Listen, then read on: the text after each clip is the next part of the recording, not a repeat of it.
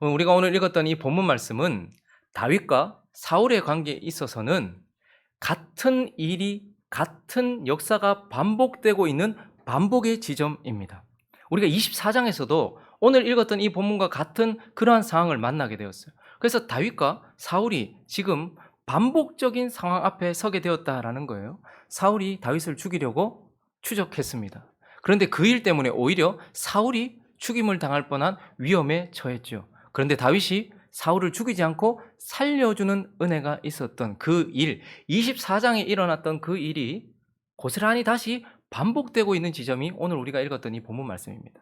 그런데 또 한편요, 오늘 읽었던 이 본문 말씀은 다윗과 사울에게 있어서는 다시는 반복되지 않을 그들의 만남의 마지막 종착점이기도 합니다. 이제 오늘 본문 이후에 다시는 다윗과 사울이 만나지 않습니다.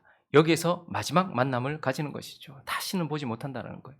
그러니까 이 26장은요, 사울과 다윗이라는 관계 속에서 반복이 되고 있고, 그리고 완전한 단절이 일어나면서 마지막 지점이기 때문에 매우 중요한 교훈을 담고 있는 지점입니다. 그래서 이 지점에서 사울은 큰 위기를 만나요. 또 죽을 뻔합니다. 그뿐만 아니라 함께 갔던 3,000명이 전체 잠들었기 때문에 그의 핵심적인 사람들과 용사들이 죽임을 당할 뻔한 큰 위기에 처하게 되었던 것이죠. 그런데 우리가 주목하고 싶은 것은 사울이 아니라 다윗입니다. 이 지점에서 다윗은 어떤 순간을 만납니까? 다윗은 매우 큰 시험의 순간을 광야에서 만나게 된다라는 것을 우리는 보게 됩니다. 그래서 오늘 26장 전체를 통해서요, 다윗이 광야에서 만났던 이 시험의 성격이 어떤 것인지, 그리고 이 시험에서 다윗은 어떻게 행동을 했고, 그런 모습을 통하여서 우리는 이러한 시험 가운데서 어떻게 행동해야 되는지에 대하여 교훈을 나누려고 합니다. 그 첫 번째, 다윗이 받았던 이 큰 시험의 성격 첫 번째는 바로 계속 하나님의 말씀에 머물 것인가 하는 시험이었습니다. 오늘 본문 말씀 1절과 2절은 반복된 상황을 보여주고 있는데 한번 읽어볼까요? 1절과 2절 읽습니다. 시작. 10사람이 기브아에 와서 사울에게 말하여 이르되 다윗이 광야 앞 하길라 산에 숨지 아니하였나이까 하매 사울이 일어나 10광야에서 다윗을 찾으려고 이스라엘에서 택한 사람 3,000명과 함께 10광야로 내려가서, 사울이 24장에 이어서 생명을 한번 살려줬는데, 다윗이 자비를 베풀어 줬는데 또다시 다윗을 추적해서 죽이려고 하는 일이 반복이 됩니다. 그런데 오늘 7절을 보시면요, 이 다윗을 찾아왔던 그에게 다윗과 아비새가 밤에 그 백성에게 내려가 본즉 사울이 진영 가운데 누워 자고 창은 머리 곁에 땅에 꽂혀 있고 아브넬과 백성들은 그를 둘러 누워서 자고 있었다. 오히려 이 일 때문에 또다시 사울이 생명을 잃을 뻔한 위기에 처하게 되었다. 큰 위기에 처하게 되었다라는 것을 보게 돼요. 그러나 오늘 저 지점에서 하나님 앞에 서 있는 다윗이 매우 큰 시험 앞에 서 있다라는 것을 보게 됩니다. 어떤 시험입니까? 여기서 8절을 읽습니다. 이어지는 8절 시작. 아비새가 다윗에게 이르되 하나님이 오늘 당신의 원수를 당신의 손에 넘기셨나이다. 그러므로 청하노니 내가 창으로 그를 찔러서 단번에 땅에 꽂게 하소서. 내가 그를 두 번 찌를 것이 없으리이다. 아비새가 자신의 의견을 얘기하는 것이 아니고 마치 자기에게 성령께서 말씀하신 것처럼 이르되 하나님이라고 말을 시작하는 순간 다윗의 귀가 확 열렸을 거예요.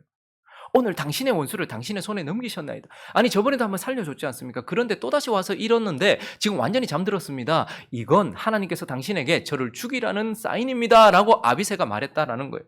그래서 이 순간요, 다윗은 다른 이의 음성을 따라서 움직일 것인가, 아니면 여전히 내게 말씀하셨던 하나님의 말씀에 머물 것인가 하는 큰 시험 앞에 서게 되었던 것입니다.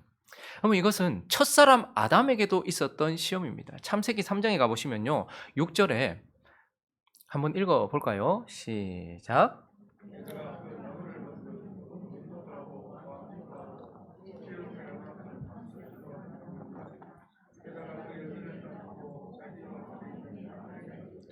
여자가 그 열매를 따먹었어요. 그리고 어떻게 합니까?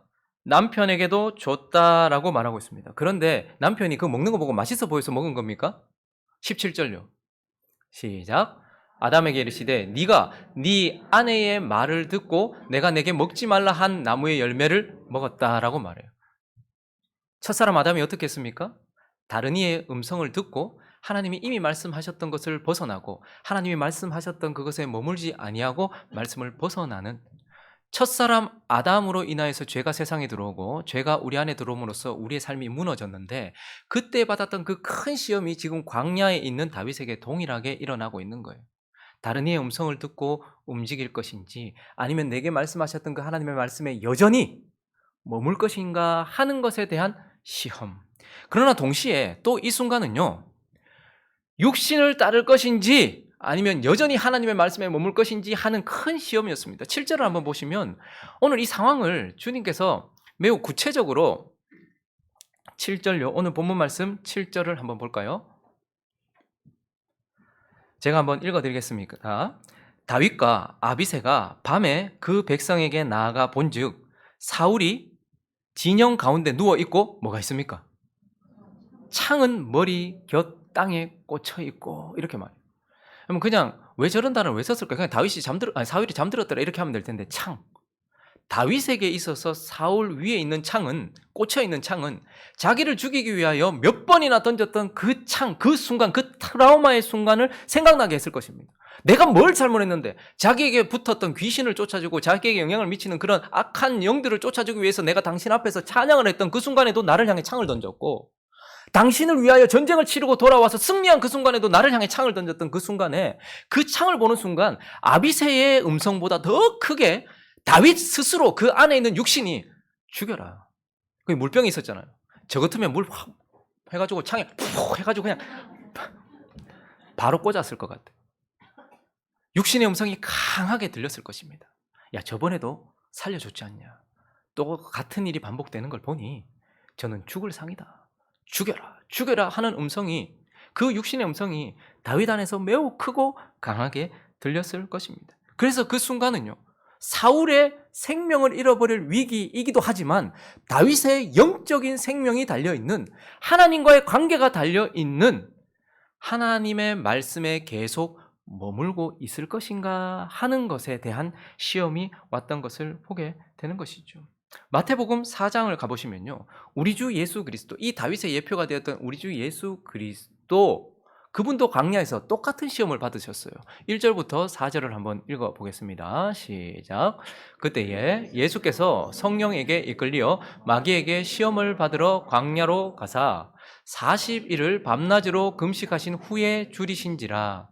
시험하는 자가 예수께 나와 이르되 네가 만일 하나님의 아들이거든 명하여 이 돌들로 떡덩이가 되게 하라.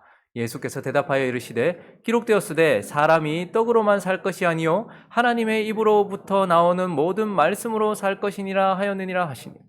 여러분, 좀 이 시험 좀 이상하지 않습니까? 하나님 앞에 금식을 선포하고 그 40일 동안 금식하기로 마음 먹었던 중간에, 예를 들어서 금식하고 있는데 야, 떡 먹어라, 밥 먹어라, 그만해라. 이거는 시험이에요. 근데 이미 40일 금식 다 끝났어요. 그리고요, 금식 다 끝나고 시험 다 끝났어요. 40일 다 지나고 난 이후에 배고프니까 진짜 먹어야 되는 거잖아요. 육신이 지금 죽어가고 있으니 먹어야 되는 이 순간에 와서 야, 떡 만들어 먹어라. 이게 왜 이게 시험인 것입니까? 왜 예수님은 그 시험에 넘어가지 않은 것입니까? 예수님의 이 순간의 시험은 단순히 자신의 혼자 하나님 앞에 사역을 하기 위해서 그냥 40일 동안 기도하면서 자신을 준비했던 시간이 아니고, 예수님이 사역을 시작하는 동시에 죄인된 우리 하나님의 백성들과 일치되는 순간이었어요. 40년 동안 하나님의 백성들이 광야에서 어떻게 했습니까? 실패했었단 말입니다. 40년 동안 광야에서 하나님의 백성들이 실패했어요. 그래서 예수님이 그 하나님의 백성의 대표가 되시고 그들이 되셔서 다시 40일을 지나시면서 그것을 승리로 바꾸는 장면이에요. 그래서 예수님의 그 40일의 시험은 내가 되셔서 대신 받는 시험이에요. 그리고 그 시험은 이스라엘 백성들을 40년 동안 줄이게 하시고 하늘에서부터 내려오는 만나를 먹이게 하셨던 이유는 우리를 고생시키기 위함이 아니고, 하나님의 백성들은 뭘로 산다?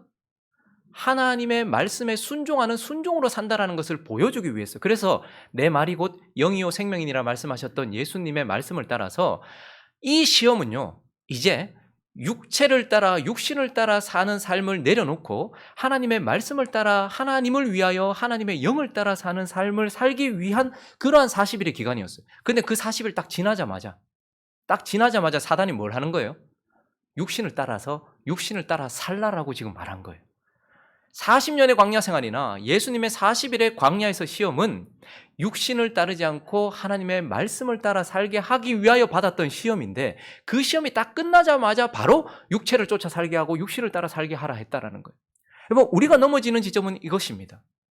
우리 속에는 죄가 아닌, 떡 만들어 먹는 게 죄입니까? 그런데 영으로 살아가는 사람, 말씀을 따라가는 사람은 육신을 따라 살 것인지 아니면 하나님의 말씀을 따라 살 것인지 둘 중에 하나를 선택하는 삶의 부름을 받았다라는 것입니다. 그래서 하나님은 우리에게 길을 주셨어요. 그 길은 뭐죠? 하나님의 말씀입니다. 그 말씀에서 벗어나지 않게 하셨다라는 거예요. 그런데 지금 다윗이 서게 된 이 순간, 그리고 예수님께서 서셨던 그 순간, 그리고 우리의 삶에 자주 찾아오는 그 순간은 내가 여전히 육신이 아니라 내 속에서 일어나고 있는 당연한 이야기들이라든지 합리적인 이야기라든지 상식이라는 이야기라든지 내가 살아왔던 경험이라든지 내 속에 있는 육신을 따르는 것이 아니라 내게 말씀하셨던 그 하나님의 말씀에 계속 머물 것인가 하는 그 시험이었다라는 것입니다. 이때 다윗이 어떻게 합니까? 오늘 9절부터 보시면요, 대단한 다윗의 모습을 보게 됩니다. 9절부터 11절 읽습니다. 시작. 다윗이 아비새에게 이르되 죽이지 말라. 누구든지 손을 들어 여호와의 기름 부음 받은 자를 치면 죄가 없겠느냐 하고, 다윗이 또 이르되 여호와께서 살아계심을 두고 맹세하노니 여호와께서 그를 치시리니 혹은 죽을 날이 이르거나 또는 전장에 나가서 망하리라. 내가 손을 들어 여호와의 기름 부음 받은 자를 치는 것을 여호와께서 금하시나니. 여전히 그에게 하셨던 말씀, 여호와의 기름 부음 받은 자를 치는 것을 하나님은 금하셨어요. 구약 시대에 말씀하셨던 그것은 신약 시대인 이 순간에도 여전히 변함없으신 그분의 말씀입니다. 그래서 지금 상황이 바뀌었고 내 마음이 바뀌었어요. 우리가 결혼할 때도 약속을 하잖아요. 뭐라고 약속합니까? 우리는 살다 보면 바뀔 것이다. 그래서 검은 머리가 팥불이 될 때까지 기쁠 때나 슬플 때나 아플 때나 잘 될 때나 변함없이 사랑하겠다. 그래서 이 언약 안에 머물겠다 했던 것처럼 하나님이 말씀하신 그 말씀, 여호와의 기름 부은 자를 손대는 것을 금한다라는 그 말씀, 그것을 내가 이미 받았는데, 근데 이 순간 내 옆에 있는 다른 이의 음성이 그를 죽이라고 말하고 있고 내 속에 있는 내 육신이 그를 찌르라고 말하고 있는 이 강력한 시험 앞에서 다윗이 이것을 포기하고 하나님의 말씀에 여전히 머무르려고 했던 것, 이것은 오늘을 살아가는 저와 여러분의 삶에도 동일하게 반복되고 있는 시험입니다. 많은 사람들이 죄에 넘어진다기보다는 그리스도인들이 육신에 넘어져요. 내 속에서 말하고 있는 그 부패한 본성이 말하고 있는 그것을 따라가더라라는 것입니다. 그래서 우리는 다윗이 26장에서 이러한 하나님의 말씀에, 계속 하나님의 말씀에 머물 것인가 라는 시험을 받았다라는 것을 보게 되는 것입니다.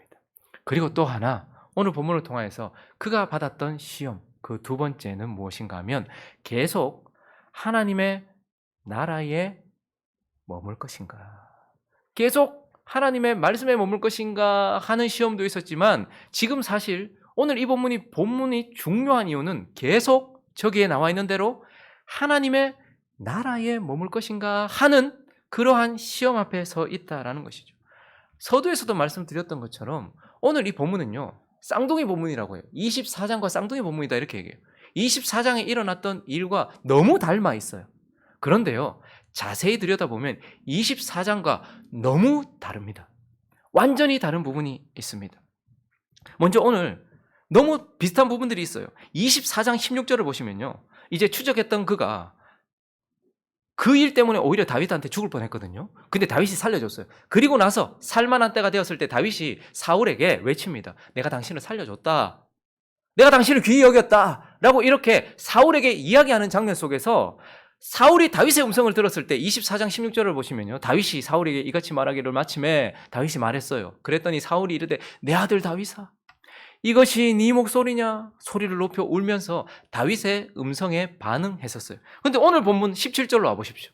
똑같습니다. 또 다윗이 사울에게 말했어요. 자, 읽습니다. 시작. 사울이 다윗의 음성을 알아듣고 이르되 내 아들 다윗아 이것이 네 음성이냐 하는지라. 다윗이 이르되 내 주 왕이여 내 음성이니이다.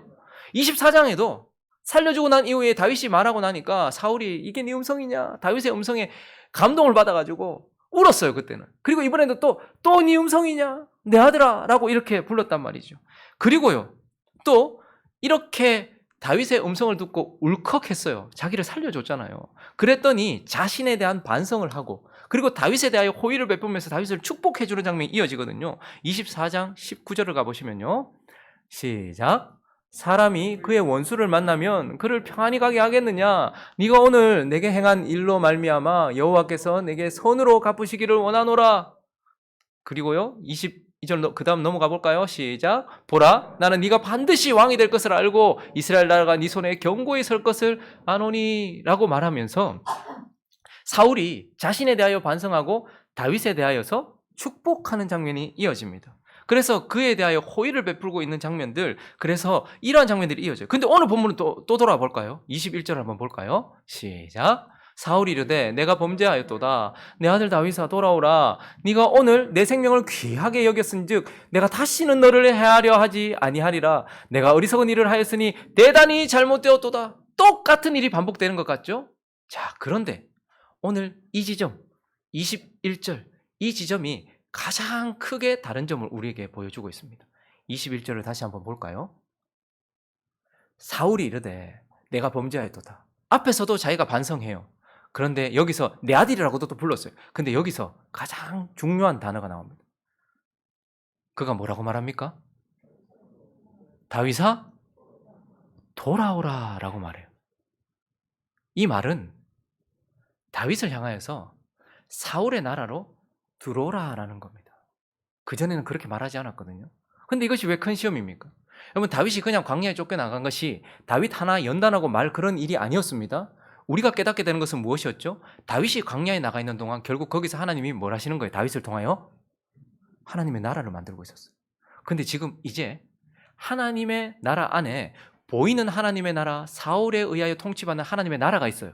근데 다윗이 광야로 나갔어요. 그리고 나서 거기에 600명가량이 모였고요. 거기에 선지자도 왔고요. 거기 제사장도 왔고요. 제사장에 에봇도 있었습니다. 그리고 거기에 하나님이 계셨어요. 그러면서 하나님의 나라, 진정한 하나님의 나라가 거기 세워졌단 말입니다. 그런데 지금 사울이 뭐라는 거예요? 그 하나님의 나라를 향해 하나님의 나라가 되어 살아가고 있는 다윗을 향해서 돌아오라. 자신의 나라로, 사울의 나라로 돌아오라라고 말하고 있는 것이죠. 사울의 나라는 어떤 나라입니까? 보이는 나라입니다. 그리고 사울의 나라는 어떤 나라입니까? 하나님이 떠나신 나라입니다. 하나님이 없는 나라인 것입니다. 그래서 이 사울의 나라는요, 종교성이 남아있는, 종교성만 남아있는 나라입니다. 그리고 이 사울의 나라는요, 육신을 추구하는 나라입니다. 사울이 자기의 기념비를 세우고요, 땅에 있는 것을 추구해요. 이 땅의 축복, 이 땅의 평안, 이 땅의 풍요, 이 땅의 놀라움, 이런 것들을 추구하는 육을 쫓아 살아가는 육의 나라, 하나님이 없는 나라, 그래서 눈에 보이는 거대한 나라, 이것이 바로 사울의 나라였습니다. 그런데 하나님께서 다윗을 보내셔서 그곳에서 만드신 나라는 어떤 나라입니까? 보이지 않는 나라였어요. 아무도 그 나라를 주목하지 않았어요. 거기 600명가량 모여있는 그 천한 사람들의 모임이 그게 뭐라고? 12명이 예수님과 모여있었을 때 아무도 그들을 주목하지 않았습니다. 그러나 거기에 하나님의 나라가 시작되었어요. 보이지 않는 하나님의 나라예요. 그리고요, 거기에는요, 하나님이 임재하시는 나라였습니다. 그리고요, 거기에는요, 거룩을 추구하는 나라였어요. 여러분, 세상이 다 죄를 추구하는 게 아닙니다. 육신의 것, 땅의 것, 이 땅에 있는 것을 추구하고 육체를 추구하는 나라가 사울의 나라라면 다윗의 나라는 거룩을 추구하고 하늘을 추구하고 영적인 것을 추구하는 나라였다라는 것입니다. 그리고 사울의 나라의 가장 큰 것은 사울의 나라는 곧 무너질 나라예요. 그런데 다윗의 나라는요, 이미 시작되었고 완성될 나라이며 영원한 나라라는 거예요. 그런데 지금 사울이 어떻게 유혹을 하고 있는 것입니까? 이런 하나님의 나라, 이미 시작된 하나님의 나라를 살아가고 있는 다윗과 그 사람들에게 세상 나라로 들어와라, 육이 되어라 라고 지금 유혹하고 있는 것입니다. 요즘 인터넷이 너무 발달해가지고 뭐 유튜브나 이런 것들 보면 영상들이 막 쏟아지잖아요. 잘 분별해서 봐야 되겠죠. 근데 저는 이제 그리스도인들이 교회에 대해서 말하는 거 말고 그리스도인 아닌 지식인들이라든지 아니면 뭐 교수님들이 뭐 연구했다라든지 뭐 이런 것들을 한 번씩 이렇게 보는데요. 한 분이 이분은 그리스도인이 아니에요. 근데 이분이 희한하게 우리는 교회에 관심이 많잖아요. 근데 믿지도 않는 사람이 교회에 관심이 생겼나 봐요. 그래서 이분이 유럽의 교회들이 왜 사라지고 있는지 이게 갑자기 궁금했나 봐요. 왜 유럽의 교회들이 계속 사라지고 있는가? 지금 유럽에 있는 교회들이 지금 골칫거리가 됐거든요. 왜냐하면 우리야 뭐 몇 년 안 됐잖아요. 막 길어봤자 100년 된 교회 뭐 그것도 막 와 대단하다 하지만 유럽 하면 그냥 기독교잖아요. 그러니까 유럽 하면 기독교, 기독교 하면 유럽이에요. 바울이 아시아로 복음을 전하러 가려고 했을 때 하나님께서 그걸 돌리셔가지고 유럽으로 복음을 전하게 했고 그래서 유럽이 복음 국가가 먼저 되었잖아요. 그래서 사실 유럽은요 500년 이하 된 교회는 교회도 취급으로 잘 안 해요. 엄청난 거죠. 그런데 얼마나 많은 교회들이 있겠습니까? 근데 이게 지금 골칫거리예요. 왜요? 유지를 하려고 하니까 유지 비용이 너무 많이 들고 그렇다고 그냥 내버려 두려고 하니까 미관도 해치고 도시를 파괴하고 있는 거예요. 그래서 이걸 결국은 어떻게 하는 거예요? 교회를 매각하는 거예요. 그래서 최악의 경우는 교회가 뭘로? 그 스트릿바가 됐더라고요. 그분이 그러니까 그리스도인 된 우리가 이걸 보면 놀라는데 그분은 예수를 안 믿는 사람인데도 충격받은 거예요. 정말 심한 것은 교회가 스트릿바가 되어 있고 또 한 군데는 이슬람 사원이 되어져 있더라는 거예요. 그래서 자기들의 종교하고 전혀 다른 신을 섬기는 어떻게 그게 그렇게 될 수 있어서 충격을 받은 거예요. 근데 대부분은 이렇게 충격적인 그러한 형태로 바뀐 것은 아니고 보니까 그분이 다 조사를 했더라고요. 서점, 카페, 레스토랑, 아파트, 호텔, 그리고 유치원, 극장, 미술관, 박물관 뭐 대부분 다 이렇게 됐더라는 거예요. 자 그러면 왜 이렇게 다 교회들을 다 팔아버렸나 매각했는가? 이유는 뭘까요? 딱 하나예요. 그분이 찾은 이유도 그렇고 저희들도 알고 있는 이유가 그거예요. 뭐죠? 성도들이 없어진 거예요. 성도들이 다 사라진 거예요. 유럽의 거의 95에서 100%가 거의 뭐 우리한테 복음을 신학적인 교리를 세워줬던 네덜란드라든지 아니면 우리에게 정확한 체계를 줬던 독일이라든지 우리에게 실제로 복음을 전해줬던 캐나다라는 영국이라든지 뭐 이런 유럽들이 지금 성도들이 사라졌다. 그래서 네덜란드 같은 경우는 그분에 의하면 우리는 카톨릭과 개신교를 구분하잖아요. 근데 보통 일반 사람들은 다 교회라고 생각을 해요. 그래서 신교, 구교 이렇게 나누죠. 구교, 신교 이렇게 나누죠. 그래서 그들 눈에는 성당을 가도 교회 가는 것처럼 보이고 교회를 가도 교회 가는 거예요. 어쨌든 그분은 신교, 구교를 합해서 95%가 교회를 갔다 주일날. 근데 지금은요 5%만 교회를 가더라는 거예요. 그래서 이분이 원인은 성도들이 사라져서 그렇구나. 그런데 이분이 진짜 궁금했던 것은 성도들이 그러면 다 어디로 갔고 왜 사라졌지? 여기에 초점을 맞추기 시작했어요.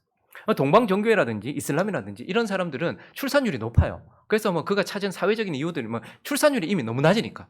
출산율은 낮고 이혼율은 높아졌어요. 그래서 모태신앙들이 거의 사라지는 거예요. 이어가지를 못한다. 이것도 하나의 이유일 수 있겠죠. 그런데 어쨌든 가만히 보니까 복음이 들어오고 나서 유럽이라는 사회가 지금 어떠한 예측 불가능하지 않은 사회가 되었고 안전한 사회가 되었고 풍요한 사회가 되었더라는 거예요. 그런데 이걸 가만히 보면 종교가 죽어지는 지점이라는 거예요. 대부분의 종교는 예측이 불가능하고 어렵고 힘든 상황 가운데서 그걸 하나님께 맡기면서 신에게 맡기면서 종교들이 계속해서 일어나고 이어지잖아요. 그런데 이제 유럽이라는 사회를 가만히 보니까 처음에는 핍박도 많았는데 지금은 이제 유럽이 보험도 너무 잘 되고 너무 예측이 가능하고 너무 편안하고 풍요한 삶이 되었더라는 거예요. 그러면서 제가 한 가지 그분의 그 이론들을 살피면서 한 가지 옳다라고 생각이 들었던 게 뭐냐면 바로 국가의 영향력 때문이다라는 거예요. 유럽은 우리가 이제 선진국이라고 말하고 복지국가라고 말하잖아요. 그러니까 여러분 사람들을 구제하고요. 사람들에게 위안을 주고 사람들을 옳은 길로 인도했던 것은 종교였고 하나님이었어요. 유럽에서는 그랬습니다. 그런데 지금 뭘요? 국가가 복지로 모든 사람들에게 평안을 줬어요. 국가가 지금 모든 사람들에게 전부 다 풍요를 줬어요. 그래서 국가가 너무 고소득이 되었어요.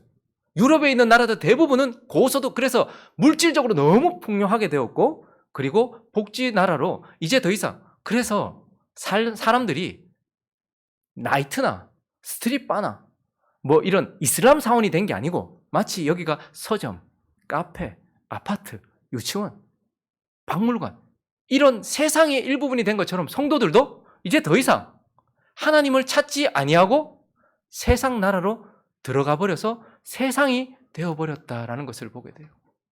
오늘 이 사울이 다윗에게 했던 말은 그것입니다.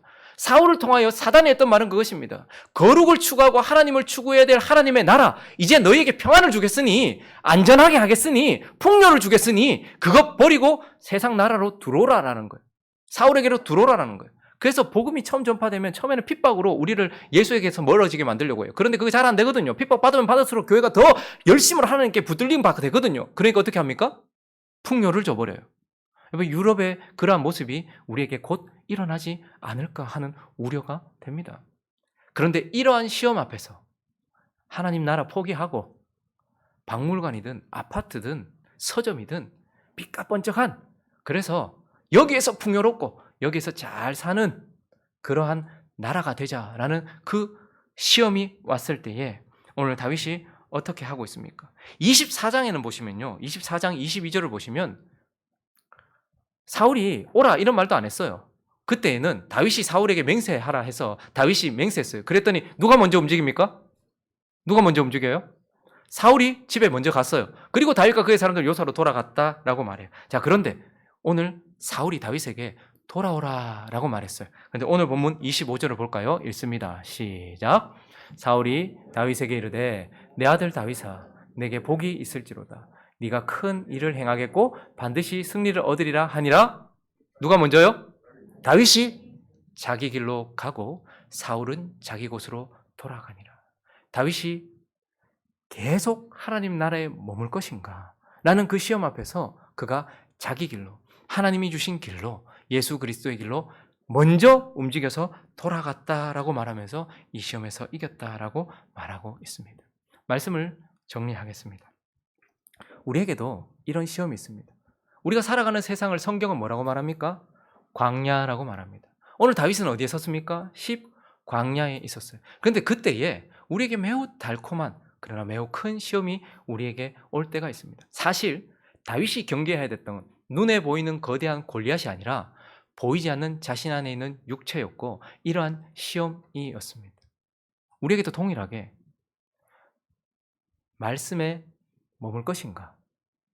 다른 이나 육신이나 이런 자들이 아니라 말씀에 계속 머물 것인가? 그리고요, 한 번 머물고 끝나는 것이 아니라 계속 순종하며 나갈 것인가 하는 시험이 저와 여러분에게도 있을 것입니다. 그리고요, 교회들이 점점 타락한다는 것은 이슬람 사원이 되거나 술집이 되는 게 아니고 서점이나 카페처럼 이것도 아니고 저것도 아닌 사울의 나라로 들어가서 육을 추구하는 세상이 되어져 버리는 것이라는 걸 기억하면서 저와 여러분이 계속해서 말씀에 머무는 은혜 가운데 있기를 예수 그리스도의 이름으로 축원합니다.